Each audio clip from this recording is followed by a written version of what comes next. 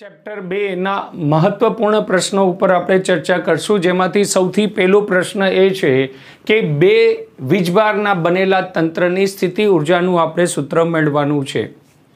બે વીજભારોના કારણે તંત્ર, પછી બે પછી ત્રણ વીજભારના કારણે બનતા તંત્રનું વિદ્યુત સ્થિતિમાન શોધવાનું છે.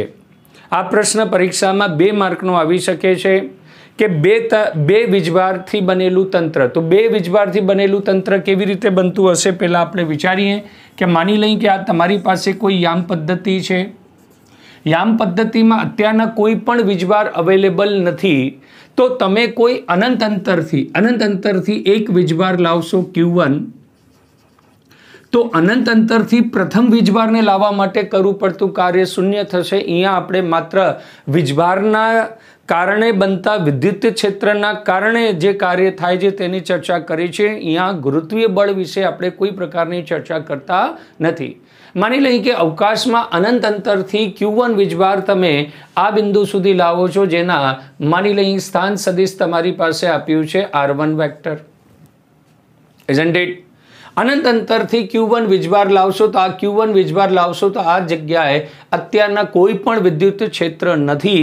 એટલે પ્રથમ Q1 વીજભારને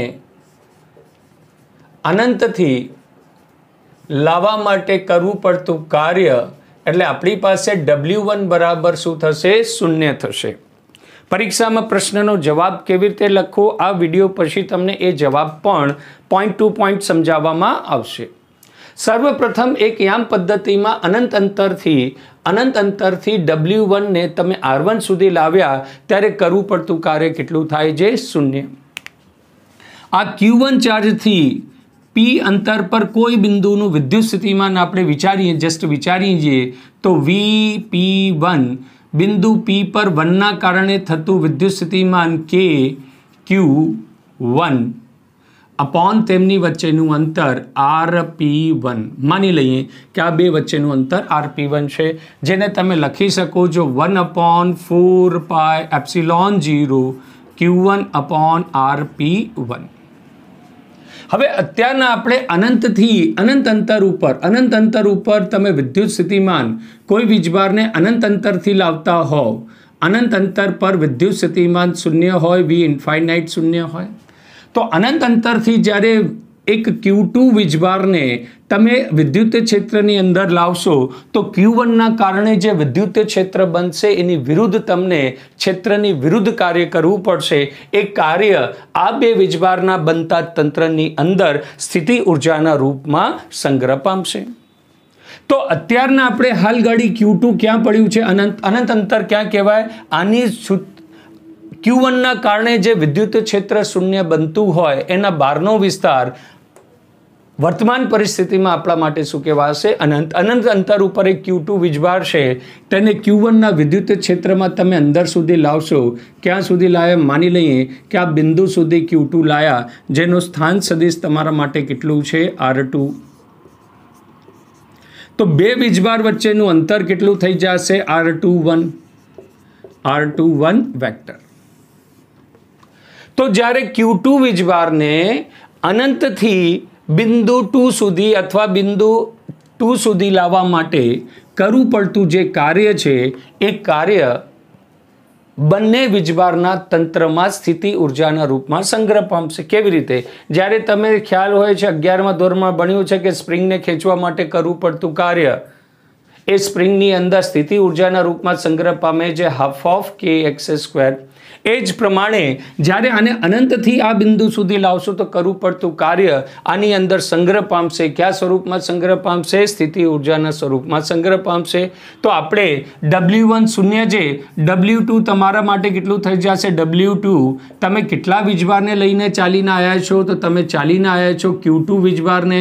તો Q2 ઇન્ટુ અહીંયાથી અહીંયા સુધી લાવવા માટે વિદ્યુત સ્થિતિમાનનો તફાવત ΔV, અથવા સીધું V2 પણ લખી શકાય. કેમ કે અનંત પરનો વિદ્યુત સ્થિતિમાન શૂન્ય હોય છે, એટલે આપણે એક સ્ટેપ વધુ લખી છે, એટલે થશે Q2 final V2 minus V infinite.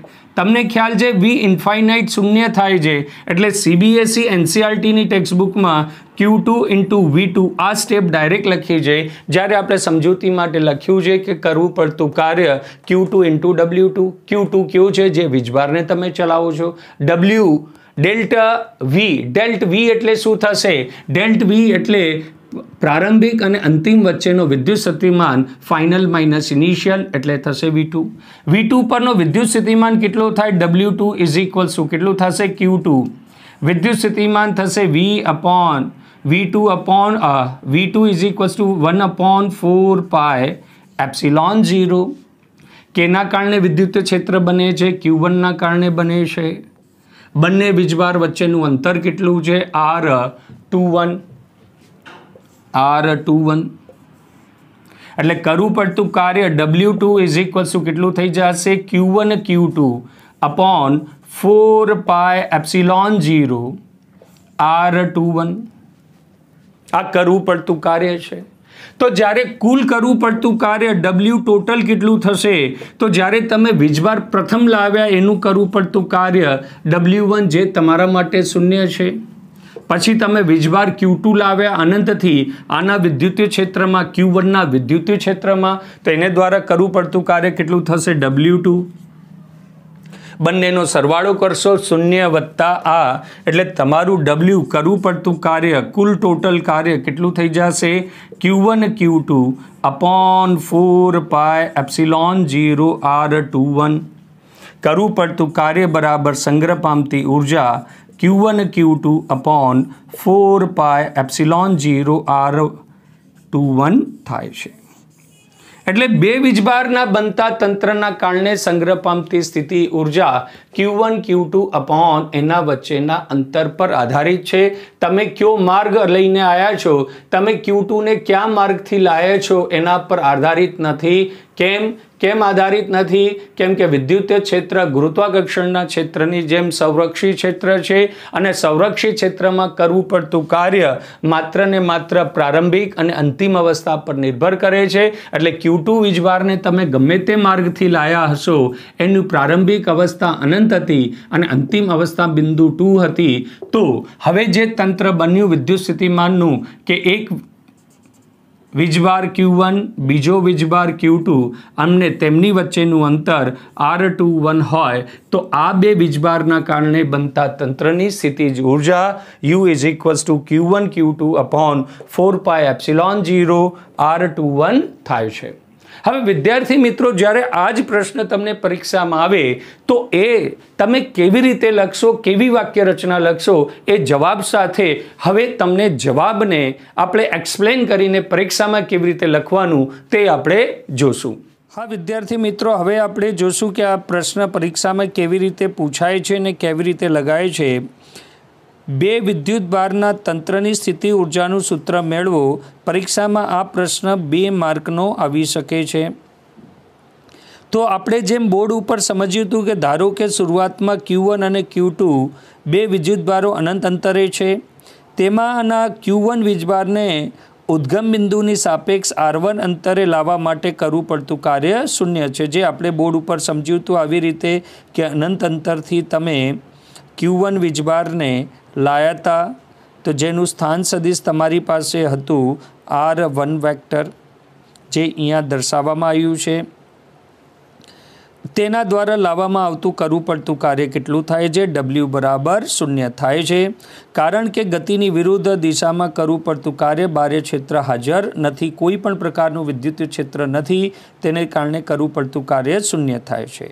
હવે આ Q1 વીજભારના કારણે બિંદુ P પર વિદ્યુત સ્થિતિમાન કેટલું બનશે? V1 is equals to Q1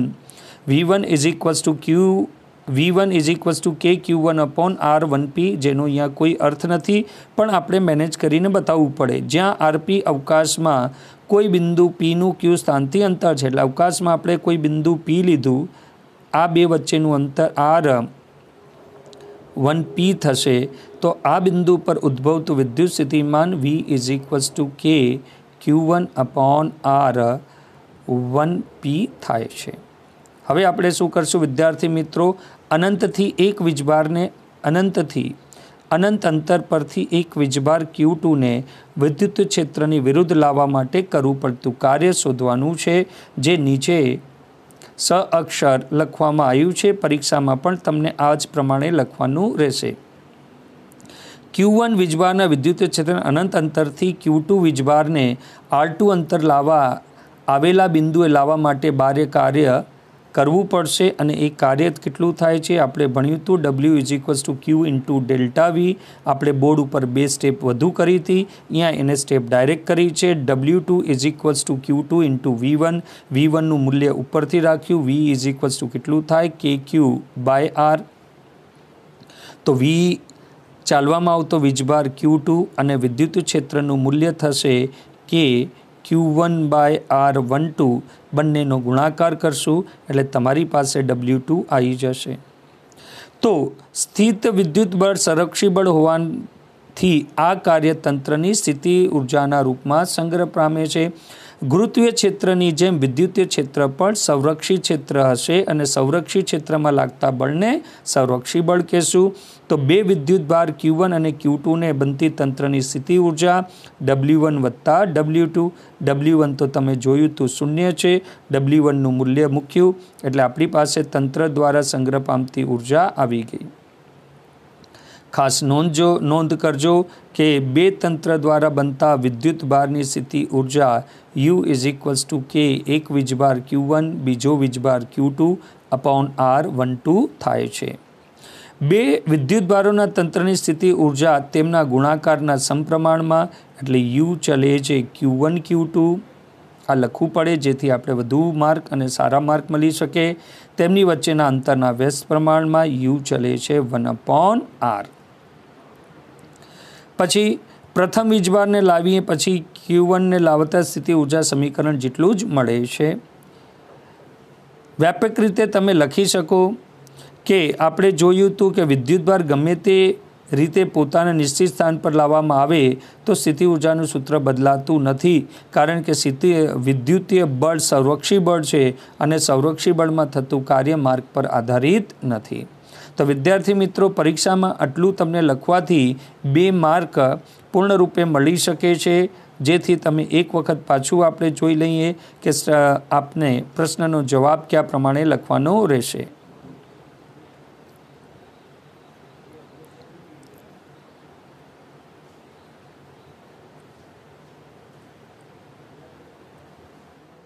હા વિદ્યાર્થી મિત્રો, હવે આપણે બે વીજભારના તંત્રના કારણે બનતી સ્થિતિ ઉર્જા ગોતી લીધી હતી. હવે 3 વીજભારના તંત્રના કારણે બનતી સ્થિતિ ઉર્જા ગોતશું અને ત્યારબાદ એનું એક સામાન્ય સૂત્ર લખશું. પરીક્ષામાં આ પ્રશ્ન પણ જો આવે છે કે 3 વીજભારના બનતા તંત્રની વિદ્યુત સ્થિતિ ઉર્જાનું સૂત્ર તારવો તો આ પ્રશ્નના પણ માર્ક 3 થાય છે. તો આપણે સૌથી પ્રથમ એ વિચારીએ કે 3 વીજભારનું તંત્ર કેવી રીતે બન્યું હશે. તો સૌથી પહેલાં યામ પદ્ધતિની અંદર અનંત અંતરથી આપણે કોઈ એક વીજભાર લાયા હશું. અનંત અંતર ઉપરથી આપણે કોઈ એક વીજભાર લાયા હશું, જે વીજભાર છે Q1 અને જેનું સ્થાન સદિશ તમારી પાસે અત્યારના બને છે R1. તો Q1 ને જ્યારે અનંતથી લાવશું તો એનો વિરોધ કરવાવાળા કોઈ પણ વીજભાર અત્યારના ઉપલબ્ધ નથી. એટલે આને તમે સરળતાથી લાવી શકશો, કોઈ પણ કાર્ય નહીં કરવું પડે. કેમ કે વિદ્યુત ક્ષેત્રની અંદર આવતો ક્ષેત્રની વિરુદ્ધ તમને કાર્ય કરવું પડે. પણ અત્યારના યામ પદ્ધતિમાં કોઈ પણ વિદ્યુત ભાર ઉપલબ્ધ ન હોવાને કારણે જ્યારે તમે Q1 ને અનંત અંતરથી અહીંયા સુધી લાવો છો તો કરવું પડતું કાર્ય તમારા માટે શૂન્ય હોય છે. એટલે વીજભાર 1 માટે તમે લાવો છો ત્યારે કરવું પડતું કાર્ય કેટલું થાય છે? શૂન્ય. હવે જ્યારે આ Q વીજભાર મૂકી દીધું તો એને કારણે એક વિદ્યુત ક્ષેત્રનું નિર્માણ થાય છે અને જે વિદ્યુત ક્ષેત્ર લગભગ જ્યાં સમાપ્ત થાય છે એના બહારનો વિસ્તાર આપણા માટે આના પહેલા પ્રશ્નમાં જોયું તો આપણા માટે શું છે? અનંત વીજભાર પર અનંત સ્થાન પર અનંત વીજભારની અનંત અંતર પર એક વીજભાર છે Q2. તમે એને જ્યારે અનંતથી ચલાવવાનું શરૂ કર્યું, અનંત પર વિદ્યુત સ્થિતિમાન સદૈવ 0 હોય તે લેવાનું. ઘણા બધા ન્યુમેરિકલમાં તમને આ લોજિક ધ્યાન રાખવું પડશે કે અનંત અંતર પર વિદ્યુત સ્થિતિમાન 0 હોય તો આ વિદ્યુત સ્થિતિમાન વિદ્યુત સ્થિતિમાન શૂન્યવાળા સ્થાન એટલે અનંતથી એક વીજભારને જ્યારે તમે આ વિદ્યુત ક્ષેત્રની વિરુદ્ધ વિદ્યુત ક્ષેત્રમાં લાવશો તો Q1ના કારણે જે વિદ્યુત ક્ષેત્ર રચાય છે, જે Q1ના કારણે વિદ્યુત ક્ષેત્ર રચાય છે એની વિરુદ્ધ તમને કાર્ય કરવું પડશે અને એ કાર્ય આ બે વીજભારના બનતા તંત્રમાં સંગ્રહ પામશે. માની લઈએ આ Q2 છે, આનું સ્થાન સદિશ તમારી પાસે કેટલું આપ્યું છે R2, તો આ બે વચ્ચેનું અંતર કેટલું થઈ જશે R12. R12 વેક્ટર ઉપર નથી જતા, અધરવાઇઝ 2 1 થશે. તો જ્યારે તમે Q2 ને 1 ના વિદ્યુત ક્ષેત્રમાં લાયા ત્યારે કરવું પડતું કાર્ય 2 ને જ્યારે 1 ના ક્ષેત્રમાં લાયા 2 પર થતું કાર્ય જ્યારે 1 ના કારણે 2 પર થતું કાર્ય તમારા માટે કેટલું થઈ જશે Q2 ઇન્ટુ ડેલ્ટા V. એટલે W21 તમારું કેટલું થઈ જશે W21 is equals to Q2 V2 minus V infinite, જે હમણાં કર્યું હતું. V ઇન્ફાઇનાઇટ તમારા માટે શું હોય શૂન્ય, એટલે W21 એટલે કેટલું થશે Q2 ઇન્ટુ V2. એટલે W21 તમારા માટે થઈ જશે 1/4 પાય એપ્સિલોન 0. V2નું મૂલ્ય તમને ખ્યાલ છે 1/4 પાય એપ્સિલોન 0 કેટલું થઈ જશે Q1 अपॉन R12 इंटू વીજભાર Q2.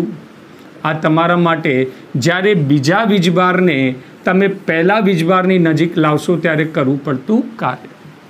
હવે વિદ્યાર્થી મિત્રો, જ્યારે Q1 નહોતું ત્યારે કોઈ પણ પ્રકારનું વિદ્યુત ક્ષેત્ર નહોતું. જ્યારે તમે અનંતથી Q1 ને લાયા ત્યારે Q1ના કારણે વિદ્યુત ક્ષેત્ર રચાણું, એનામાં તમે Q2 લાયા એટલે Q2 ને Q1ના વિદ્યુત ક્ષેત્રમાં પ્રવેશ કરાવવા માટે કરવું પડતું કાર્ય થયું. અને એ જ કાર્ય બંનેના તંત્રમાં સ્થિતિજ ઉર્જાના રૂપમાં સંગ્રહ પામ્યું. હવે તમે વિચારો, તમારી પાસે કેટલા વિદ્યુત ક્ષેત્ર બની ગયા? એક વિદ્યુત ક્ષેત્ર Q1ના કારણે રચાશે, એવું જ ક્ષેત્ર તમારી પાસે Q2ના કારણે રચાશે. અને હવે તમે અનંત અંતરથી Q3 વીજભારને આની અંદર પ્રવેશાશો તો આ Q1ના વિદ્યુત ક્ષેત્રના કારણે પણ કાર્ય કરવું પડશે અને Q2ના વિદ્યુત ક્ષેત્રના વિરુદ્ધ પણ કાર્ય કરવું પડશે. એટલે જ્યારે તમે Q3ને ક્ષેત્રની અંદર પ્રવેશતા હશો ત્યારે બે વીજભારના કારણે વિદ્યુત ક્ષેત્ર Q1ના કારણે અને Q2ના એ બંને વિદ્યુત ક્ષેત્રની વિરુદ્ધ તમને કાર્ય કરવું પડશે. એટલે જ્યારે તમે Q3ને અંદર લાવતા હશો તો 3 પર 1ના વિદ્યુત ક્ષેત્ર 3 પર 1ના વિદ્યુત ક્ષેત્રની વિરુદ્ધ કાર્ય વત્તા 3ના 2ના કારણે બનતા વિદ્યુત ક્ષેત્રનું તમને શું કરવું પડતું હશે કાર્ય. આ કાર્ય કેટલું થશે? કરવું પડતું કાર્યનું સૂત્ર તમને ખ્યાલ હશે. કરવા પડતા કાર્યનું સૂત્ર થાય W is equals to Q into delta V, જે અહીંયા મેનેજ કર્યું છે Q ઇન્ટુ ડેલ્ટા V. તો આના માટે વીજભાર તમે કયો મુવમેન્ટ લ્યો છો? Q3.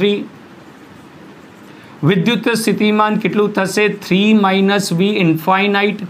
આ તમને સમજૂતી માટે જે પરીક્ષામાં આ સ્ટેપ નથી લખવાની હોતી, આ સ્ટેપ ડાયરેક્ટ લખવાની હોય છે, જે આ ઓડિયો વિડિયો પછી તમને એક PDF માં સમજાવવામાં આવશે કે આનો જવાબ પરીક્ષામાં કયા પ્રમાણે તમને લખવાનો રહેશે. આ સમજૂતી છે. વત્તા બીજું શું થશે? Q3 ઇન્ટુ વીજભાર તમારો કેટલો થઈ જશે? 2ના કારણે વિદ્યુત સ્થિતિમાન માઇનસ V ઇન્ફાઇનાઇટ. તમને સારી રીતે ખ્યાલ છે કે અનંત પરનું વિદ્યુત સ્થિતિમાન શૂન્ય હોય છે, એટલે કરવું પડતું કાર્ય થશે Q3 V3 વત્તા Q3 V2.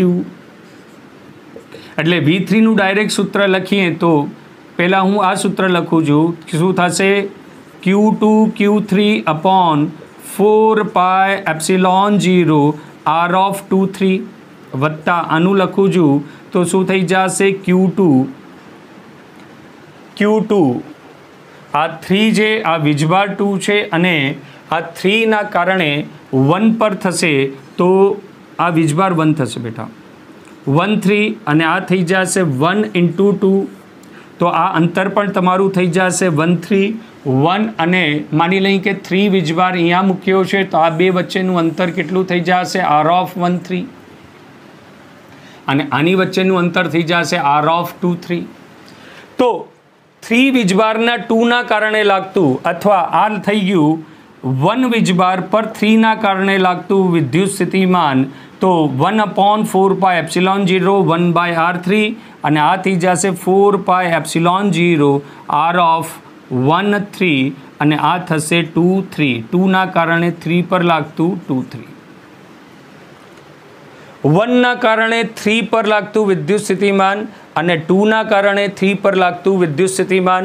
તો તંત્રમાં કુલ થતું કાર્ય W total is equals to, પહેલાં કોણ આવ્યું હતું આપણી પાસે W1, પછી કોણ આવ્યું W21 અને એના પછી આપણે આવ્યું W3 અને W3નો જવાબ આ છે. બધેનો સરવાળો કરીએ તો W1 તમારી પાસે 0 છે, W2 તમારી પાસે થઈ જશે Q1 Q2 upon 4πε0 of R12 वत्ता Q1 Q3 upon 4πε0 R of 13 वत्ता Q2 Q3 अपॉन 4πε0 R23. એટલે કરવું પડતું કાર્ય W total is equals to સંગ્રહ પામતી ઉર્જા આ ત્રણેયના સરવાળા જેટલી થાય છે, જેમાં આપણે લખી શકીએ સમેશન 1 2 1 2 1 3 1 3 2 3 2 3.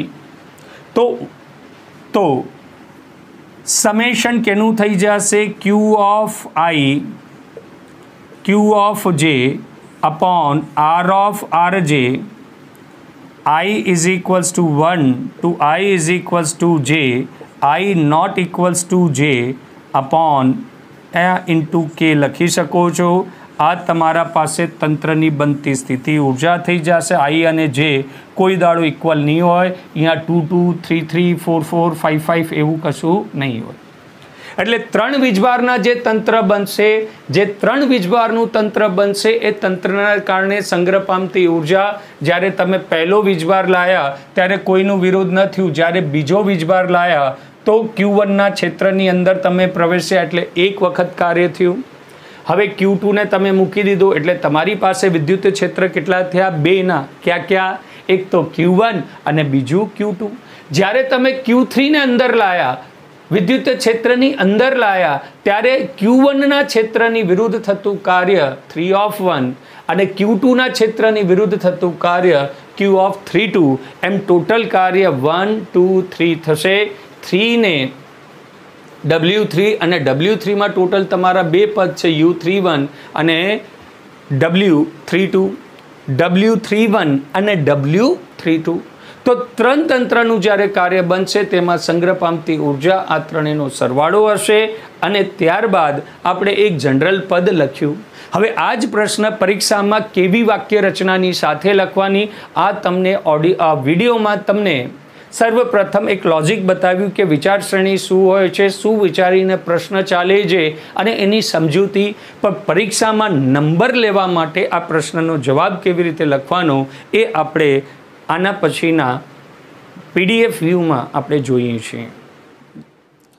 વિદ્યાર્થી મિત્રો, હવે 3 વીજભારના તંત્રો, 3 વિદ્યુતભારથી બનતા તંત્રનું વિદ્યુતીય સ્થિતિ ઉર્જાનું સૂત્ર મેળવો. પરીક્ષામાં 3 માર્કનો પ્રશ્ન આવી શકે છે.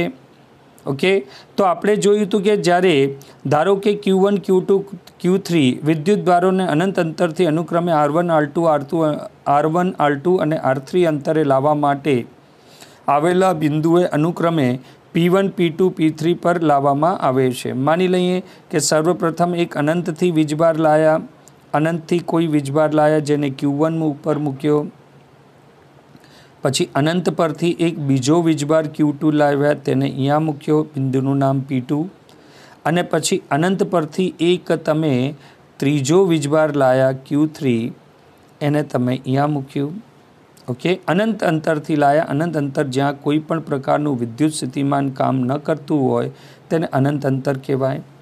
તેમની વચ્ચેના અંતર અનુક્રમે 1 અને 2 વચ્ચેનું અંતર R ઓફ 1 2 વેક્ટર, આ બે વચ્ચેનું અંતર 2 અને 3 વચ્ચેનું અંતર 2 3 અને 1 અને 3 વચ્ચેનું સ્થાન સદિશ R13 છે. તો સૌથી પહેલાં પ્રથમ Q1 વીજભારને લાવવા માટે કરવું પડતું કાર્ય W1 0 થશે. પછી જ્યારે તમે Q1 હોવાથી Q2ને લાવશો તો Q2 ને માત્ર Q1 ના વિદ્યુત ક્ષેત્રના કારણે કાર્ય કરવું પડશે, માત્ર એક કાર્ય કરવું પડશે અને એનું વિદ્યુત સ્થિતિમાન V1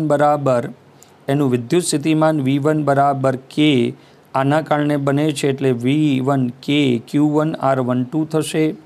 Q2 ના કારણે થતું કાર્ય W2 = Q into delta V આપણે ભણ્યા હતા. W2 = Q શું થઈ જશે?